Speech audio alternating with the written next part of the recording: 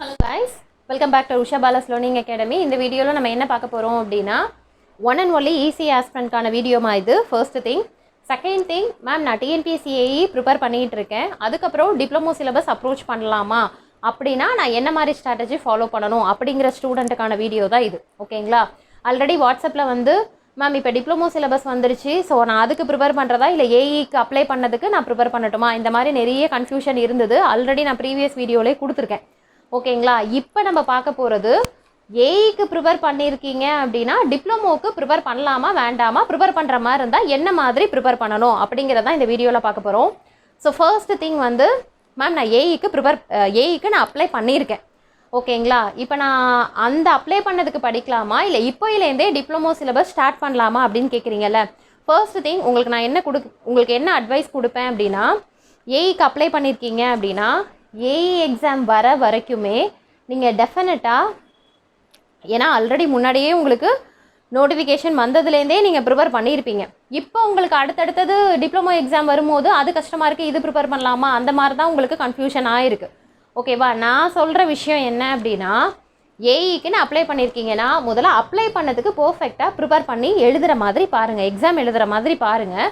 அது முடிச்சதுக்கப்புறம் அன்னைக்கு ஈவினிங்லேருந்தே டிப்ளமோக்கும் அப்ளை பண்ணுங்கள். நான் இல்லைன்னு சொல்லலை. ஓகேங்களா? எல்லா எக்ஸாமுக்குமே ஃப்ரீக்வெண்ட்டாக அப்ளை பண்ணுங்கள். லாஸ்ட் டைம்லாம் இசிக்கான சிலபஸ் கிடையாது, இசிக்கான வேகன்சி கிடையாது, இசி ஆஸ்பிரண்ட்ஸ் ப்ரிப்பேர் பண்ணுறதே வேஸ்ட்டாக, ஸோ இந்த மாதிரிலாம் கேட்குற நிலமை மாறி இப்போ டிப்ளமோக்குன்னு ஒரு சிலபஸ் கொடுத்துருக்காங்க, இன்ஜினியரிங்க்குன்னு பிடபிள்யூடிக்குன்னு நமக்கு வேகன்சி ஒதுக்கியிருக்காங்க. லெஸ் நம்பர் ஆஃப் வேகன்சியாக இருந்தாலுமே அதில் நீங்கள் போஸ்டிங் வாங்கணும் அப்படின்னா அதுக்கான ஸ்ட்ராட்டஜி என்ன, அப்போ நான் சிலபஸை எப்படி அப்ரோச் பண்ணுறது, நீங்கள் அதை தான் பார்க்கணும். ஓகேங்களா? அந்த விதத்தில் இப்போ ஏஇ எக்ஸாம் வர வரைக்கும் ஏஇக்கு ஏஇக்கு அதாவது ஏஇ சிலபஸ்க்கு நீங்கள் போடக்கூடிய எஃபோர்ட் என்ன, எந்த அளவுக்கு நான் மேக்ஸிமம் ப்ரிப்பேர் பண்ணி எஃபோர்ட் போட்டு எழுதுகிறேன் அப்படிங்கிறது ஃபஸ்ட்டு. அது முடிச்சதுக்கப்புறம் முடிச்சிட்டோமா, ஓகே அந்த டாஸ்க் ஓவர். அதுக்கு அடுத்தது டிப்ளமோ சிலபஸ் ஃபாலோ பண்ணுறேன். மேக்ஸிமம் உங்களுக்கு அக்டோபர் மந்த்து தான் எக்ஸாம் இருக்கும். செப்டம்பர் அப்படின்னா அக்டோபரில் இருக்குதுன்னு வச்சுக்கோங்களேன். அதுலேருந்து 1 மந்தில் மேக்ஸிமம் எவ்வளோ ப்ரிப்பேர் பண்ண முடியுதோ, ஏன்னா ஏஇக்கே ப்ரிப்பேர் பண்ணிட்டீங்க, அதுக்கு அடுத்த லெவல் உங்களுக்கு ஜேஇ லெவல் எக்ஸாம் தான். ஸோ அதனால் அது ஈஸியாக நீங்கள் என்ன பண்ணிடலாம் அப்படின்னா டக்குன்னு கிராக் பண்ணிடலாம். அதிக டைம் எடுக்கணும் அப்படிங்கிறது தேவையில்லை.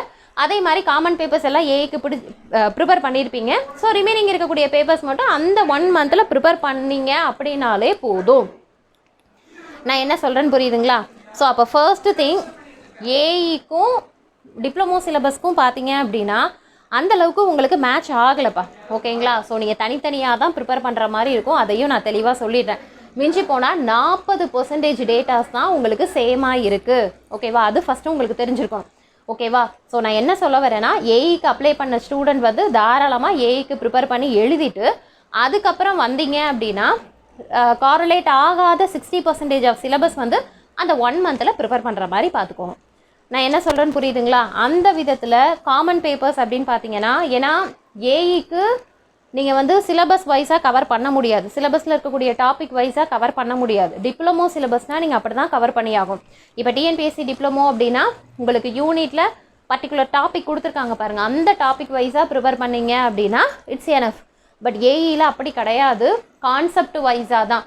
இப்போ நான் சொல்கிறேன்ல, டிஜிட்டல் எலக்ட்ரானிக்ஸ் அப்படின்னா நம்ம system, Boolean algebra, logic gates, இந்த ஆர்டரில் தான் இருக்கோ இல்லையோ டெஃபினட்டாக இதை நீங்கள் ப்ரிப்பேர் பண்ணி தான் ஆகணும். இன்னொரு விஷயம் சொல்கிறேன், சர்க்யூட் தியரியில் கிராஃப் தியரி அப்படிங்கிற டாபிக் கொடுத்துருக்க மாட்டாங்க. ஆனால் கிராஃப் தியரிலேருந்து 1 or 2 கொஷின்ஸ் கூட கேட்கறதுக்கு சான்சஸ் இருக்குது. இதை எதுக்காக சொல்கிறேன் அப்படின்னா, அப்போ ஏஇ சிலபஸ் பொறுத்த வரைக்கும் நீங்கள் எப்படி ப்ரிப்பேர் பண்ணக்கூடாது, சிலபஸில் இருக்கக்கூடிய டாபிக் வைஸாக ப்ரிப்பேர் பண்ணக்கூடாது. நீங்கள் எப்படி ப்ரிப்பேர் பண்ணணும்னா கான்செப்ட் வைஸ் புக்கு ஃபுல்லாகவே தான் படிக்கிற மாதிரி இருக்கும். மேம் அப்போ எல்லா யூனிட்டுக்கும் அப்படி தான் ப்ரிப்பேர் பண்ணணுமானா அப்படி கிடையாதுமா. உங்களுக்கு தியரி பேப்பர் இருக்குது பார்த்தீங்களா, எம்என்டை, ரினியூவபிள் எனர்ஜி சோர்ஸ், இது ரெண்டுக்கும் வேணால் நீங்கள் அதில் இருக்கக்கூடிய டாபிக் வைஸாக ப்ரிப்பேர் பண்ணிக்கலாம். ஓகேங்களா? ஸோ அந்த விதத்தில் டிப்ளமோ சிலபஸ்க்கும் உங்களுக்கு ஏஇ சிலபஸ்க்குமே பார்த்தீங்கன்னா சர்க்யூட் தியரிங்கிறது அங்கே 2 லைனில் சிலபஸ் கம்ப்ளீட் பண்ணியிருப்பாங்க. பட் இங்கே சர்க்யூட் தியரி சப்ஜெக்டே நீங்கள் ஹோலாக படிக்கணும். எங்கே பேசிக்லா இங்கே ஆரம்பித்து கிச்சாஃப்லா இங்கே ஆரம்பித்து லாஸ்ட்டு டெட் அண்டு உங்களுக்கு என்னது ஸ்டெடி ஸ்டேட் அனாலிசிஸ் இருக்குது பார்த்தீங்களா, அதை தாண்டி 3 ஃபேஸ் சர்க்யூட் எல்லாமே படிக்கணும்ப்பா. 3 ஃபேஸ் சர்க்யூட் நமக்கு கிடையாது, ட்ரிபிள்இ ஸ்டூடெண்ட்ஸ் தான் படிப்பாங்க. பட் உங்களுக்கு இது கொடுத்துருக்காங்க 3 ஃபேஸ் சர்க்யூட்டு, ரெசனன்ஸு. ஸோ டில் ஃபுல்லாகவே நீங்கள் சர்க்யூட் தியரி இதில் படிக்கணும். ஓகேவா? அங்கே வந்து டிப்ளமோ சிலபஸில் சர்க்யூட் தியரி சப்ஜெக்ட் இருக்குது. எங்கே இருக்குது அப்படின்னா யூனிட் 2ல் அந்த எலக்ட்ரிக்கல் சர்க்யூட் அண்டு இன்ஸ்ட்ருமெண்டேஷன் இருக்கும்ல, எலக்ட்ரிக்கல் சர்க்யூட் அண்ட் இன்ஸ்ட்ருமெண்டேஷன், அதில் வந்து ஒரு ஃபஸ்ட்டு 2 லைனுக்கு தான் சர்க்யூட் தியரி பேசிக்ஸ் தான், டிசி ஏசி இதை மட்டும் படித்தா போதும்னு கொடுத்துருப்பாங்க. பட் இங்கே தியரம்லேருந்து ஸ்டெடி ஸ்டேட் அனாலிசிஸ்லேருந்து A to Z நீங்கள் கவர் பண்ணணும். ஓகேவா?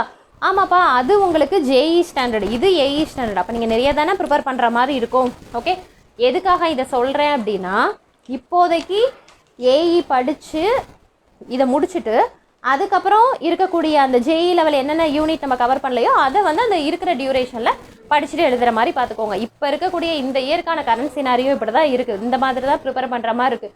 அதுக்கு அடுத்தடுத்த இயர்னா கூட நம்ம ஓரளவு ப்ரிப்பேர் பண்ணியிருப்போம், இன்கம்ப்ளீட்டாக இருக்கிறத நம்ம ஃபாலோ பண்ணிக்கலாம். பட் இந்த இயர் இப்போ தானே நியூவாக அனௌன்ஸ் பண்ணியிருக்காங்க. ஸோ அதனால் நீங்கள் இந்த மாதிரி ஒரு நெருக்கடியான சூழ்நிலையை ஃபேஸ் பண்ணுற மாதிரி தான் இருக்குது.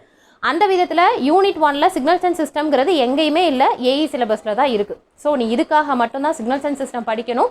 ஆனால் இருக்கிறதுலே ரொம்ப ஈஸியான பேப்பர் சிக்னல்ஸ் அண்ட் சிஸ்டம் தான். அடுத்தது unit 2 analogue and digital electronics இங்கே இருக்குது, அங்கேயும் இருக்குது. ஆனால் அங்கே அனலாக் எலக்ட்ரானிக்ஸுங்கிறது உங்களுக்கு வந்து கொடுத்துருக்காங்க, ஆப்பம் மட்டும்தான் கொடுத்துருக்காங்க, ஆப்பம் அப்ளிகேஷன்ஸ் இது மட்டும் தான் கொடுத்துருக்காங்க. பட் இங்கே உங்களுக்கு நிறைய டேட்டாஸ் கொடுத்துருக்காங்க. ஆனால் இதுலேயும் நம்ம படிக்கணும், ஆம்ப்ளிஃபையர்ஸ், ஆசிலேட்டர்ஸ் இதெல்லாமே நீங்கள் டிப்ளமோக்கும் படிக்கிற மாதிரி இருக்குது. பட் 514ல் ரொம்ப அதிகமாக ப்ரிப்பேர் பண்ணுற மாதிரி இருக்குது. அதுக்கப்புறம் டிஜிட்டல் எலக்ட்ரானிக்ஸ் சொல்லவே வேணாம், எல்லாத்துக்கும் காமன். அதனால் அங்கே படிக்கணும், இங்கே படிக்கணும், டெக்னிக்கல் எஸ்ஐ எல்லாத்துக்குமே டிஜிட்டல் எலக்ட்ரானிக்ஸ் படிக்கணும், அது டிஃபால்ட், அதை விட்டுருங்க. ஓகேவா? ஸோ அப்போ சர்க்யூட் தியரி 514ல் டீட்டெயில்டாக ப்ரிப்பேர் பண்ணணும். அதோட ஷார்ட் ஃபார்ம் டிப்ளமோ சிலபஸில் இருக்குது. சிக்னல்ஸ் அண்ட் சிஸ்டம் பர்டிகுலராக இந்த சிலபஸ்க்கு மட்டும்தான் படிக்கிறீங்க. அதே மாதிரி அனலாக் அண்ட் டிஜிட்டல் எலக்ட்ரானிக்ஸு அதில் இருக்குது. இதில் இருக்கக்கூடிய ப்ரீஃப் கண்டென்ட்டை நீங்கள் அங்கே ஷார்ட்டாக படிக்கிற மாதிரி இருக்கும். ஓகேவா? அடுத்து இஎம்எஃப் யூனிட் 3 இஎம்எஃப் வந்து உங்களுக்கு அங்கே கிடையாது, இங்கே மட்டும்தான் நீங்கள் ப்ரிப்பேர் பண்ணுற மாதிரி இருக்கும். மிஞ்சி போனால் அந்த ப்ரொபகேஷனில் வந்து உங்களுக்கு அந்த டிரான்ஸ்மிஷன் லைன்ஸ் பேராமீட்டர்ஸ் இது பேஸ் பண்ணி அங்கே ப்ரொபகேஷன் கவர் பண்ணலாம். அதாவது அந்த ஃபார்முலாஸ் காமா வேல்யூ இதெல்லாம் கேட்கலாமே தவிர, ஆனால் இஎம்எஃப்ங்கிறது நீங்கள் இந்த சிலபஸ்க்கு தான் படிக்கிற மாதிரி இருக்குது. அதுக்கு அடுத்தது மிஷின்ஸுங்கிறது யூனிட் 2ல் ஒரு பார்ட்டாக அங்கே மிஷின்ஸ் இருக்குது. இங்கே வந்து மிஷின்ஸுங்கிறது டீட்டெயில்டாக கோர் பேப்பர் மாதிரி நீங்கள் ப்ரிப்பேர் பண்ணணும். ஓகேவா? அதே மாதிரி கண்ட்ரோல் சிஸ்டம் பர்டிகுலராக இந்த சப்ஜெக்ட்டுக்கு தான் இருக்குது. ஓகேவா? நெக்ஸ்ட் திங் வந்து யூனிட் 6 வந்து பவர் சிஸ்டமும் நீங்கள் இங்கே இந்த 514 சிலபஸ்க்குன்னு தனியாக ப்ரிப்பேர் பண்ணுற மாதிரி இருக்குது. எம்என்ஐ வந்து அதில் நீங்கள் ப்ரிப்பேர் பண்ணியிருக்கீங்க, அதில் வெறும் 2 லைன் சிலபஸ் தான் இருக்குது. பட் இங்கே டீட்டெயில்டாக படிக்கிற மாதிரி இருக்கும். அதுக்கு அடுத்தது டிஜிட்டல் ப்ராசஸர் கம்யூனிகேஷன் நெட்வொர்க்கு. இதில் ப்ராசஸர் அங்கே வெறுமன மைக்ரோ கண்ட்ரோலர் மட்டும் தான் கொடுத்துருக்காங்க, இங்கே ஃபுல்லாகவே இருக்குது. 85, 86, 51 மூணுமே படிக்கணும். கம்யூனிகேஷனுமே அங்கே இருக்கக்கூடிய டாபிக் அப்படி பார்த்தீங்கன்னா டிப்ளமோ சிலபஸில் தான் கம்யூனிகேஷன் அதிகமாக படிக்கிற மாதிரி இருக்குது. இங்கே உங்களுக்கு டேட்டா கம்மியாக தான் கொடுத்துருக்காங்க. நெட்வொர்க்கும் அதே மாதிரி தான்ப்பா, OSI லேயர்ஸ் இதெல்லாம் இங்கே படிப்பீங்க, ப்ரோட்டோகால்ஸு அதை தான் நீங்கள் அங்கேயும் படிக்கிற மாதிரி இருக்கும். அதுக்கு அடுத்தது பவர் எலக்ட்ரானிக்ஸ் அண்ட் டிரைவ்ஸ் அப்படிங்கிறது வந்து அங்கே உங்களுக்கு அந்த டாபிக் வந்து இருக்குது. ஆனால் அங்கே வந்து என்னென்னா செலக்டட் டாபிக்ஸாக கொடுத்துருக்காங்க, இங்கே வந்து டீட்டெயில்டாக கொடுத்துருக்காங்க. அடுத்து ரினியூவபிள் எனர்ஜி அப்படிங்கிறது ஒன் அண்ட் ஒன்லி நீங்கள் இதுக்காக மட்டும்தான் ப்ரிப்பேர் பண்ணுற மாதிரி இருக்குது. ஓகேவா? இப்போ இதுலேருந்து நான் என்ன சொல்ல வரேன் அப்படின்னா, ஸ்டார்டிங்லேயே உங்களுக்கு நான் என்ன சொல்லிட்டேன், 40% வந்து 2 சிலபஸ்க்கும் காமனாக இருக்குப்பா. அதர் தென் நீங்கள் எக்ஸ்ட்ரா பேப்பர்ஸ் இதுக்காக மட்டுமே ஏஇக்காக மட்டுமே ப்ரிப்பேர் பண்ணுற மாதிரி இருக்குன்னு சொன்னல, அது என்னென்ன பேப்பர்ஸ் அப்படின்னா உங்களுக்கு இஎம்எஃப், கண்ட்ரோல் சிஸ்டம், அதுக்கு அடுத்தது பவர் சிஸ்டம், தென் அப்புறம் ரினியூவபிள் எனர்ஜி சோர்ஸ். ஓகேவா? இந்த 4 சப்ஜெக்டை தவிர ரிமைனிங் 6 சப்ஜெக்ட் வந்து உங்களுக்கு டிப்ளமோ சிலபஸில் வருது. பட் இருந்தாலும் இங்கே நீங்கள் ப்ரீஃபாக படிக்கிறத அங்கே ஷார்ட்டாகவே படித்தாலே போதும். ஓகேவா? அப்போ நீங்கள் என்னது ஏஇக்கு இப்போ ஆல்ரெடி ப்ரிப்பேர் பண்ணிகிட்டு இருப்பீங்க, இப்போவும் ப்ரிப்பேர் பண்ணிகிட்டு இருக்கீங்க. ஓகேங்களா? ஸோ ஏஇ சிலபஸ் வச்சு மேக்ஸிமம் சிலபஸ் எப்படி கம்ப்ளீட் பண்ணுறது அப்படிங்கிற மாதிரி பாருங்கள். ஓகேங்களா? மேக்ஸிமம் கம்ப்ளீட் பண்ணிவிட்டு இன்க்ளூடிங் நான் டெக்னிக்கலும் சேர்த்து ப்ரிப்பேர் பண்ணுங்கம்மா. ப்ரிப்பேர் பண்ணி எக்ஸாம் எழுதிட்டு அதுக்கப்புறம் ஒன்ஸ் டிப்ளமோ சிலபஸ்னு கை வச்சிங்க அப்படின்னா, இப்போ எப்படி நான் சொன்னேன், ஏஇக்கு 4 சப்ஜெக்ட் மட்டும் புதுசாக நீங்கள் ஏஇக்காக படிக்கிற மாதிரி இருக்கும்னு சொன்னால, அதே மாதிரி டிப்ளமோ சிலபஸ் கை வச்சிங்கன்னு வச்சுக்கோங்களேன், அதில் இருக்கக்கூடிய 40% வந்து இதில் கவர் ஆகிடுது. ஓகேவா? அப்படி பார்த்தா யூனிட் 1 அதில் படித்ததை மேக்ஸிமம் இதை கவர் பண்ணிடலாம், யூனிட் 2வும் கவர் பண்ணிடலாம். யூனிட் 3ங்கிறது இதுமா சிஎஸ்சி பேப்பர், அது நீங்கள் யூனிட் 3 செப்பரேட்டாக தான் படிக்கிற மாதிரி இருக்கும். ஸோ ஏக்கு ப்ரிப்பேர் பண்ணியிருக்கேன் மேம், டிப்ளமோவும் நான் எழுத ரெடியாக இருக்கிறேன் அப்படிங்கிற ஸ்டூடெண்ட் தாராளமாக சிலபஸ் வச்சு நோட் பண்ணிக்கோங்க. இல்லை அப்படின்னா நீங்கள் டைம் எடுத்து சர்ச் பண்ணுற மாதிரி இருக்கும். அந்த விஷயத்த நான் உங்களுக்கு முன்னாடியே நான் சொல்லிடுறேன். அந்த விதத்தில் நீங்கள் நோட் பண்ணிக்கிட்டீங்க அப்படின்னா நெக்ஸ்ட்டு இதை தான் படிக்கணும் அப்படிங்கிற மாதிரி ஸ்டடி பிளானே போட்டுடலாம். ஓகேவா? அந்த விதத்தில் unit 3 C paper, so diploma சிலபஸ்க்கு நீ தனியாக படித்து தான் ஆகணும். ஓகேவா? யூனிட் 4 பவர் எலக்ட்ரானிக்ஸ் ஏஐக்கு படிச்சிருப்பீங்க, ஸோ அது தேவையில்லை. அப்போ சி பேப்பர் படிக்கணும். அப்புறம் அனலாக் அண்ட் டிஜிட்டல் எலக்ட்ரானிக்ஸ் அதில் படிச்சிருப்பீங்க. கம்யூனிகேஷன் இன்ஜினியரிங்குமே அதை தாண்டி உங்களுக்கு இதில் கொஞ்சம் எக்ஸ்ட்ரா வரும்னு சொன்னேன். அப்படி பார்த்தா இந்த audio system, microphone, loud speaker இதெல்லாம் கொஞ்சம் எக்ஸ்ட்ரா இதில் படிக்கிற மாதிரி இருக்கும். அனலாக் அண்ட் டிஜிட்டல் கம்யூனிகேஷனுமே இதில் அதிகமாக படிக்கிற மாதிரி இருக்கும்பா. ஓகேவா? நீங்கள் எப்படி ஏஇ சிலபஸ் வந்து அதில் அதிகமாக படிச்சுட்டு இதில் கம்மியாக படித்தா போதும்னு இந்த இடிசி, பவர் எலக்ட்ரானிக்ஸ் அண்ட் டிரைவ்ஸு இந்த யூனிட்லாம் சொல்லணும், அதே மாதிரி அந்த சிலபஸ் கம்பேர் பண்ணும்போது இந்த டிப்ளமோ சிலபஸில் எக்ஸ்ட்ராவாக படிக்கிற மாதிரி இருக்கிறது வந்து என்னென்னா யூனிட் 6ம் 7ம். ஓகேவா? So unit 6 and 7 extra effort போட்டு டிப்ளமோ சிலபஸ் கவர் பண்ணுற மாதிரி இருக்குது. யூனிட் 8 அதில் மைக்ரோ கண்ட்ரோலர் படிச்சிருப்பீங்க, அதை தான் இதுலேயும் வருது. அப்புறம் யூனிட் 9 and 10 இதுக்காகவே ப்ரிப்பேர் பண்ணுற மாதிரி இருக்கும். ஓகேவா? ஸோ அப்போ ஏஇக்குன்னு ஸ்டடி பிளான் போட்டு ப்ரிப்பேர் பண்ணிகிட்டு இருக்கீங்க அப்படின்னா டிப்ளமோன்னு நீ ஸ்டார்ட் பண்ணுற, எக்ஸாம் முடிஞ்சு மறுநாள் ஸ்டார்ட் பண்ணுறியோ இல்லை கொடுக்கக்கூடிய டியூரேஷனில் டிப்ளமோ சிலபஸ் நான் படித்து எழுதுகிறேன் அப்படின்னா நீங்கள் ஃபஸ்ட்டு எந்த ஆங்கிளில் படிக்கணும் அப்படின்னா யூனிட்டு 7, 6 and 7 ஃபஸ்ட்டு வச்சுக்கோங்க மேம். அதான் ஆல்ரெடி அங்கங்கே கம்யூனிகேஷனு, அனலாக் டிஜிட்டலாக இருக்கே மேம். இருந்தாலும் ரெண்டுத்துலேயும் 40 கொஷின் கேட்குறாங்கப்பா. ஸோ உங்களோட மெயின் ஏன்னா கொஷின் ஏரியா உங்களுக்கு அதில் தான் அதிகமாக இருக்குது. ஸோ ஃபஸ்ட்டே நீங்கள் என்ன வைக்கணும்னா யூனிட் 6ம் 7ம் ஃபஸ்ட்டு முடிச்சுட்டு 9ம் 10ம் முடிச்சுட்டு இந்த 4 சப்ஜெக்ட்டுக்கு 1 மந்த்னு சாலிடாக பிளான் பண்ணிக்கோங்க. ஓகேவா மேம்? 1 மந்தில் இது முடியுமா அப்படின்னா இது டிப்ளமோ சிலபஸ் ஆமாம். ஓகேவா? ஸோ மேக்ஸிமம் உங்களுக்கு கொஷின்ஸ் ஈஸியாக தான் இருக்கும். ஓகே, ஸோ இந்த 4 சப்ஜெக்ட்டுக்கு 1 மந்த் அப்படின்னு பிளான் பண்ணிக்கிட்டிங்கன்னா ரிமைனிங் இருக்கிறது எல்லாமே ஜஸ்ட் ரிவிஷன் தான் பண்ணுற மாதிரி இருக்கும். நான் இது யாருக்கு சொல்லிகிட்டு இருக்கேன்னா ஏஇயை ஃபுல் ஸ்ட்ரெச்டாக உட்காந்து ப்ரிப்பேர் பண்ணுறவங்களுக்கு நான் சொல்கிற விஷயம் புரியும். மேம் ஏஇயே நான் அப்ளை பண்ணனே தவிர அதுவே ஒன்றும் ப்ரிப்பேர் பண்ணலை, நீங்கள் இது ரெண்டையும் கம்பேர் பண்ணி டிப்ளமோ சிலபஸ் எப்படி அப்ரோச் பண்ணுறதுன்னு சொல்லிட்டு இருக்கீங்களே அப்படிங்கிறது வந்து ப்ரிப்பேர் பண்ணாதவங்களுக்கு இருக்கும். ஓகேவா மேம்? என்னோட எய்மே இதுதான், ஏதாவது ஒரு எக்ஸாம் எழுதி நான் உள்ளே போயிடுவேன், டிஎன்பிஎஸ்சியோ டெக்னிக்கல் எஸ்ஐயோ கேட்டோ டிஆர்பியோ ஏதோ ஒரு இதில். ஏன்னா நிறைய பேருக்கு ஏஜ் ப்ராப்ளம் ஆகி, அதாவது ஏஜ் பார் ஆகி மேம் எதில் போகிறது அப்படிங்கிற மாதிரிலாம் பின்னாடி ஃபேஸ் பண்ணுற அளவுக்கு இப்போ கரண்ட்டாக முடிக்கிறவங்க வச்சுக்காதீங்க. ஓகேவா? எவ்வளோ ஸ்டூடெண்ட்ஸ் தெரியுமா மேம், இந்த எக்ஸாமை நம்பி இருந்தேன், ஏஜ் பார் ஆகிடுச்சு, இதுக்காக ப்ரிப்பேர் பண்ணேன் மேம், பட் நான் விட்டுட்டேன், இப்போ அடுத்தது எதை ப்ரிப்பேர் பண்ணுறதுன்னு தெரில, அப்படியே ப்ரிப்பேர் பண்ணாலும் எனக்கு அந்த கான்ஃபிடென்ட் வரமாட்டேங்குது. ஸோ இந்த மாதிரிலாம் நிறைய பேர் ஃபீல் பண்ணுறாங்க. ஓகேங்களா? அது வந்து இப்போ கரண்ட்டாக முடிச்சு படிக்கிறவங்களுக்கு அது ஒரு பெரிய வேல்யூவாக தெரியாது. நம்ம இப்போ தானே என்ட்ராயிருக்கோம் அப்படின்னு. ஆனால் இப்போ என்ட்ராயிருக்கோன்னா இப்போவே கிளியர் பண்ணி உள்ளே போகிற மாதிரி பாருங்கள். நான் என்ன சொல்கிறேன்னு புரியுதுங்களாப்பா? ஸோ அந்த விதத்தில் நீங்கள் எந்த ஆர்டரில் டிப்ளமோ சிலபஸ் படிக்கணும்னா எல்லாத்துக்குமே நான் அதை தான் சொல்கிறேன். 6 and 7 மெயினாக வைங்க. 9 and 10 9 ரொம்ப ஈஸியான யூனிட் தான்ப்பா. எல்லாருக்குமே என்னென்னா மேம் விஎல்எஸ்ஐ எம்படெல்லாம் கேட்டிருக்காங்க மேம், இது வரைக்கும் நம்ம எந்த எக்ஸாமுக்கும் ப்ரிப்பேர் பண்ணல, இப்போ ப்ரிப்பேர் பண்ணலாமா? ஃபைனல் இயரில் நம்ம இந்த பேப்பர் படிச்சிருக்கோம்ல, வெறுமனே என்மாஸ் சிமாஸு, அப்புறம் விஎல்எஸ்ஐ டிசைனு, அப்புறம் கோடிங், காம்பினேஷன் சீக்வென்ஷியலுக்கு கோடிங் ரொம்ப ஈஸியாக இருக்கும். விஹெச்டிஎல் கோடிங் ரொம்ப ஈஸியாக இருக்கும். ஸோ நீ உள்ள படிக்க ஆரம்பிச்சேன்னா தான் அதோட வேல்யூ என்னங்கிறது தெரியும். சே இவ்வளோ தானா அப்படிங்கிற மாதிரி இருக்கும். மிஞ்சி போனால் அதில் 10 கொஷின் தான் கேட்குறாங்க. ஸோ அதை நீ தாராளமாக டச் பண்ணலாம். ஓகேங்களா? இதெல்லாம் நெட்டில் சர்ச் பண்ணியே நீங்கள் ப்ரிப்பேர் பண்ணலாம். அந்த விதத்தில் யூனிட் 9, 10 அடுத்த கேட்டகரியில் வரீங்க. ரிமைனிங் இருக்கக்கூடிய டாப்பிக்லாம் அதில் ப்ரிப்பேர் பண்ணதை இதை ஃபாலோ பண்ணிக்கிற மாதிரி பாருங்கள். ஸோ ஒரு நாள் ஒரு 1 minute வந்து டைம் வேஸ்ட் பண்ணாமல் ப்ரிப்பேர் பண்ணுங்கள். வேகன்சி கம்மிங்கிறத விட அந்த ஒரு கம்மியான வேகன்சியில் நான் போஸ்டிங் வாங்கணும் அப்படிங்கிற மாதிரி நினச்சி ப்ரிப்பேர் பண்ணுங்கள். ஓகேங்களா? நமக்கு ஃபஸ்ட்டு சான்ஸ் கிடைக்கலங்கிறத விட இப்போ கிடச்சிருக்குங்கும் போது அதை எப்படி நம்ம பெஸ்ட்டாக யூட்டிலைஸ் பண்ணுறது அப்படிங்கிறத தான் பார்க்கணும். அதனால் இந்த கன்ஃபியூஷனே வேண்டாம். ஓகேவா? எந்த எக்ஸாம் எத்தனை எக்ஸாம் கொடுத்தாலும் ஐ கேன் டூ இட் அப்படிங்கிற மாதிரி நெவர் கிவ் அப் அப்படிங்கிற அந்த வேர்டை மைண்டில் ஃபிக்ஸ் பண்ணிவிட்டு படிக்க ப்ரிப்பேர் பண்ணுங்க. ஓகேவா? அதுலேயும் ஒர்க்கிங் பீப்புளெலாம் உண்மையாகவே ரொம்ப பாவம்ப்பா. மென்ஷன் பண்ணும்போதே ஒர்க்கிங் பீப்புள் மேம் கிளியர் பண்ணணும்னு நினைக்கிறேன், பட் எனக்கு அதுக்கான ஸ்ட்ராட்டஜி தெரியல, எங்கே ஆரம்பிக்கிறதுன்னு தெரியல. இந்த வேர்டு அடிக்கடி எங்கிட்ட நிறைய பேர் மெசேஜ் பண்ணுறது என்னென்னா மேம் எனக்கு எங்கே ஸ்டார்ட் பண்ணுறதுன்னு தெரியல அப்படின்னா, அவங்களுக்கு எல்லாத்துக்குமே நான் சொல்கிற அட்வைஸ் என்னென்னா இந்த மாதிரி கையில் பிரிண்ட்டை எடுங்கப்பா, சிலபஸை கையில் எடுத்து பாருங்கள், கண்ணால் பாருங்கள். ஓகேவா? மற்றவங்க சொல்கிறத விட நீங்கள் பார்க்கும்போது உங்களுக்கான ஐடியா கிடைக்கும். இப்போ நான் ஜென்ரலாக சொல்கிறேன், அதில் வேற எப்படி கேட்குறீங்கன்னா, மேம் நீங்களே சொல்லுங்களேன் மேம், நான் ஏஐக்கு ப்ரிப்பேர் பண்ணுறதா டிப்ளமோக்கு ப்ரிப்பேர் பண்ணுறதா? ஏன்பா நீங்கள் என்ன பார்த்துருக்கீங்க த்ரூ வீடியோவில், நான் யார் எப்படி என்னங்கிறது எனக்கு தெரியும். ஓகேவா? பட் நீங்கள் உங்கள் கேப்பபிலிட்டி, உங்கள் பேக்ரவுண்டு, நீங்கள் ஃபேஸ் பண்ணக்கூடிய ப்ராப்ளம்ங்கிறது எனக்கு எப்படி தெரியும் சொல்லுங்கள்? பட் டிசிஷன் வரைக்கும் எங்கிட்ட கேட்குறீங்க, மேம் எனக்கு ரொம்ப குழப்பமாக இருக்குது, எதை படிக்கிறதுனே தெரியலன்னு. அப்புறம் அவங்கக்கிட்டேயேம்மா நீங்கள் எந்த இயர் பாஸ்ட் அவுட்டு, மேரிடா, என்ன பண்ணிகிட்ருக்கீங்க, இந்த டீட்டெயிலாம் கேட்டு நான் இது உனக்கு சஜஷனாக சொல்கிறேன், உங்களுக்கு ஓகேனா நீங்கள் அதுக்கப்புறம் நீங்கள் உங்களோட பெஸ்ட் டிசிஷன் நீங்கள் எடுத்துக்கோங்க அப்படிங்கிற மாதிரி தான் நான் சொல்லிகிட்டு இருக்கேன். ஓகேங்களா? பட் எனிவே உங்களுக்கான டிசிஷன் நீங்கள் ஒரு ஆள் மட்டும்தான் எடுக்கணும். என்னை பொறுத்த வரைக்கும் எந்த இடத்துலையுமே நான் டிபெண்ட்டாக இருக்கக்கூடாதுன்னு தான் நினைப்பேன்.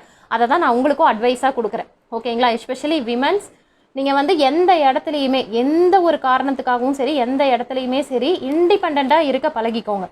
ஓகேவா? யாரும் இல்லைனாலும் என்னால் என்னோட கேப்பபிலிட்டியை வச்சு, கெப்பாசிட்டியை வச்சு என்னால் தனியால் நிற்க முடியும் அப்படிங்கிற முதல்ல அந்த திறமையை வளர்த்துக்கோங்க. ஓகேவா? எதுக்காக சொல்ல வரேன் அப்படின்னா, அதாவது நிறைய பேர் சாதிக்கணும்னு நினைக்கிறீங்க. இதில் மேக்ஸிமம் என்ன விஷயம் அப்படின்னா, எல்லாராலையும் படிக்க முடியும், எல்லாராலையும் கிளியர் பண்ண முடியும். இந்த எக்ஸாம் இல்லைனாலும் அடுத்த எக்ஸாமில் ஏதோ ஒரு விதத்தில் கிளியர் பண்ணிடுவீங்க, அதில் எந்த வித டவுட்டுமே இல்லை. பட் காம்படிட்டிவ் எக்ஸாமுங்கும் போது எல்லாருக்குமான தயக்கம் என்னென்னா, மேம் எங்கே ஆரம்பிக்கிறதுனே தெரியல, நான் காலேஜ் டாப்பர் மேம், கேம்பஸில் செலக்ட் ஆன ஆள், பட் இதில் நான் எங்கே ஸ்டார்ட் பண்ணுறதுன்னு தெரியல அப்படின்னு. ஸோ நிறைய பேருக்கு நான் கைட் பண்ணுறேன். என்னோட சைடு நான் எல்லாருக்குமே மேக்ஸிமம் இப்படி பண்ணுங்கம்மா அப்படி பண்ணுங்கம்மான்னு வாய்ஸ் நோட் கொடுத்துட்டு தான் இருக்கிறேன். ஓகேங்களா? பட் டிசிஷன் நீங்கள் எடுங்க, என்ன பண்ண போகிறோம் அந்த ஒரு கான்ஃபிடென்ட், அந்த டிசிஷன் எடுக்கும் போது ஒரு கான்ஃபிடென்ட் வரும். இப்போ நான் ஒரு டிசிஷன் எடுக்கிறேன்னா, கரெக்டான டிசிஷனாக இருந்ததுன்னா அதை நான் என்ன பண்ணிப்பேன் அப்படின்னா, ஓகே அப்படிங்கிற மாதிரி, அது ஒன் ஆஃப் த அச்சீவ்மெண்ட் அப்படிங்கிற மாதிரி மூவ் ஆன், கோ ஃபார்வர்ட் அப்படி போயிடுவேன். தப்பான டிசிஷன் ஆகிடுச்சுன்னா அதை நான் என்னோட லைஃப்பில் எக்ஸ்பீரியன்ஸாக எடுத்துப்பேன். ஓகேவா?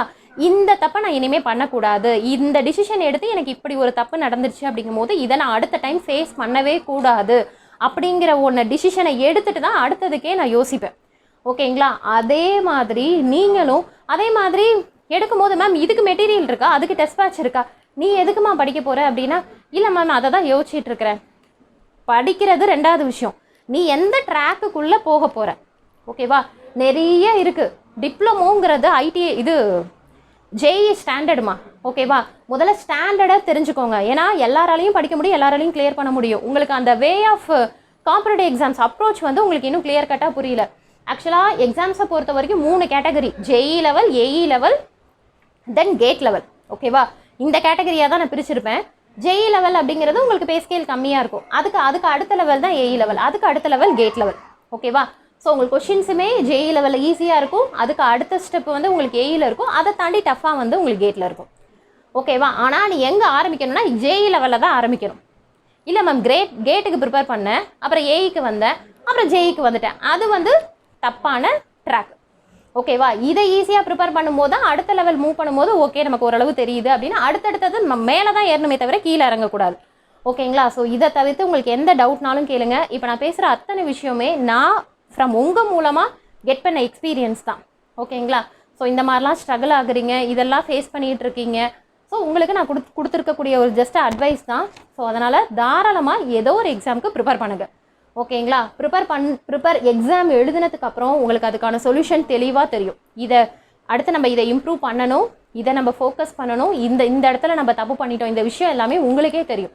ஸோ அதனால தான் அடிக்கடி ஒரு வார்த்தை சொல்லுவேன், சர்ச் பண்ணு, நீயே சர்ச் பண்ணுங்கள், என்னென்ன இருக்குது எப்படி. இப்போ நிறைய விஷயம் சர்ச் பண்ணுங்கள், சர்ச் பண்ணும்போது தான் நிறைய டேட்டாஸ், நிறைய ஐடியாஸ் கிடைக்கும், அதுலேருந்து நம்ம நிறைய விஷயத்தை லேர்ன் பண்ணிக்க முடியும். ஸோ உங்களுக்கும் அதை தான் சொல்கிறேன். ஸோ ஃபஸ்ட் அட்டெம்ப்டில் கிளியர் பண்ணுறதுங்கிறது ஓகே ஃபைன், அது எல்லாருமே நினைக்கிறது தான். ஆனால் அதையும் தாண்டி நிறைய விஷயம் சர்ச் பண்ணும்போது அந்த இடத்துல ஒரு கான்ஃபிடென்ட்டோட ஸ்டெபனாக நிற்பீங்க பார்த்தீங்களா, அது வந்து உங்களை அதையும் தாண்டி பெரிய லெவலுக்கு உங்களை கொண்டு போகும். ஓகே? ஸோ அதனால் நீங்களே கையில் சிலபஸ் எடுத்து எப்படி படிக்கலாம், என்ன பண்ணலாம், இது நான் உங்களுக்கு சொல்கிற ஸ்ட்ராட்டஜி, இதையே நான் ஃபாலோ பண்ணுங்கன்னு எந்த இடத்துலையுமே நான் உங்களை புஷ் பண்ணலை. இதை தாண்டி உங்களுக்குன்னு ஒரு கேப்பபிலிட்டி இருக்குல்ல, ஸோ எப்படி ப்ரிப்பேர் பண்ணலாங்கிற மாதிரி முதல்ல ஸ்கெட்சை போட்டுட்டு அதுக்கடுத்து படிக்க ஸ்டார்ட் பண்ணுங்கள். ஓகேங்களா? தேங்க்யூ.